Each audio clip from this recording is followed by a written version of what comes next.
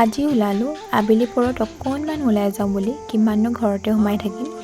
বাও আছেহি, ভাগিনজনীও আছেহি আৰু সেই বুলিয়ে বৌ দাদাহঁতৰ লগত গোটেইকেইটা মিলি অকণমান ওলাই যাওঁ বুলি কিনি ওলাই আহিলোঁ। বেছি দূৰত নহয়, ঘৰৰ কিনাৰতে থকা মাগুৰী বিলখনলৈ বুলি আহিছোঁ। আমাৰ ওচৰতে হয় যদিও আমি বিশেষকৈ তেনেকৈ অহা নহয়, কেতিয়াবাহে অহা হয়। আৰু আহিয়ে এতিয়া ইমান ধুনীয়া পৰিৱেশটো, একদম ঠাণ্ডা ঠাণ্ডা বতাহ মাৰি আছে, যিহেতুকে ইমান গৰম পৰিছে। ইয়াতে আহি কিন্তু গৰমৰ অনুভৱ একেবাৰে হোৱা নাই। ইহঁত দুটা দেখিছে নহয়, ভতিজা আৰু ভাগিনজনী, ইমান যে ফূৰ্তি। আৰু বহুত দিনৰ পাছত আমি এনেকৈ একলগ হৈছোঁ আৰু বহুত ভাল লাগে নহয় জানো, নিজৰ ঘৰৰ আপোন মানুহবোৰ লগ পালে।